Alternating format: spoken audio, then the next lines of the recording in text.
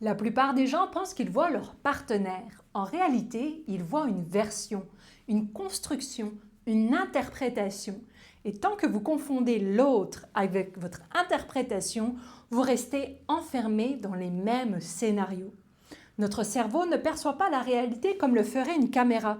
Il interprète, il sélectionne, il complète, il anticipe, il donne du sens. Et dans une relation, c'est encore plus puissant. Ce que vous voyez n'est jamais neutre, c'est filtré par votre attente, vos peurs, votre histoire, parce que vous avez vécu, ce que vous craignez, ce que vous espérez. Et sans même vous en rendre compte, vous ne voyez plus vraiment l'autre, vous voyez une histoire sur l'autre. L'autre devient une lecture automatique, rapide, souvent défensive et parfois fausse. Les relations sont pleines de ces interprétations. Un silence, un regard, un ton, une absence de message et votre perception écrit tout le scénario. Le problème, ce n'est pas que vous interprétiez. Tout le monde interprète. Le cerveau est câblé pour interpréter. Le problème commence lorsque l'interprétation devient invisible. Quand vous ne voyez plus l'interprétation comme une hypothèse, mais que vous la prenez pour une vérité, comme la réalité elle-même. À partir de là, vous n'êtes plus en relation avec votre partenaire, vous êtes en relation avec votre lecture de votre partenaire. Et quand vous confondez réalité et interprétation, plusieurs choses se produisent. Vous ne voyez plus l'autre tel qu'il est, vous voyez votre imagination. Vous ne rencontrez plus une personne vivante, vous interagissez avec une version figée par votre perception. Et sans le vouloir, vous empêchez l'autre d'exister réellement. Vous biaisez les conversations, vous limitez les solutions, vous faussez la lecture des actions, mais surtout, vous essayez de résoudre la relation à l'intérieur d'un scénario imaginaire que vous avez construit vous-même. Et plus vous insistez, plus le problème se renforce, parce que votre attention reste focalisée sur l'interprétation et non sur la réalité. Donc ce que nous cherchons à faire, c'est un retour à la réalité, car il n'y a qu'à partir de la réalité qu'il est possible de travailler. La réalité ne fait pas forcément moins mal, mais elle est plus vraie, et parce qu'elle est plus vraie, elle ouvre un véritable espace de transformation. Pour comprendre à quel point notre perception peut nous tromper, il faut parler un instant de la mémoire. Parce que beaucoup de personnes pensent que leur mémoire fonctionne comme un enregistrement, une vidéo stockée quelque part dans le cerveau.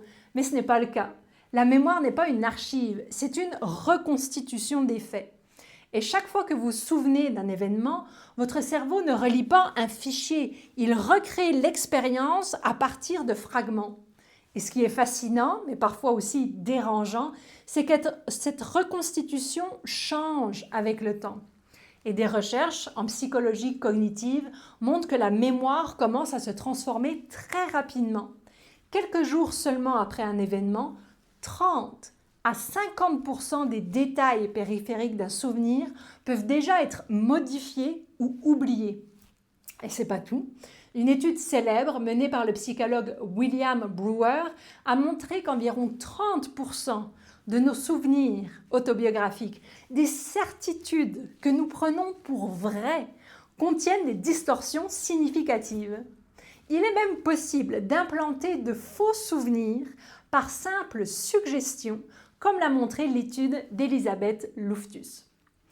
Donc ça veut dire une chose très simple. Notre mémoire n'est pas un miroir fidèle de la réalité. Et plus vous vous souvenez d'un événement, plus vous le reconstruisez, plus votre cerveau renforce la version que vous vous racontez, même si elle s'éloigne de plus en plus de ce qui s'est réellement passé. Autrement dit, notre certitude subjective n'est pas une preuve d'exactitude. Alors maintenant, imaginez ce que ça signifie dans une relation. Il est possible que vous soyez sincèrement convaincu de certaines choses par rapport à votre partenaire, tout en étant partiellement dans la reconstitution. Le but ici est simplement de faire une distinction réelle et essentielle, la différence entre la réalité et notre interprétation. Parce que le moment où vous commencez à voir cette différence, quelque chose change.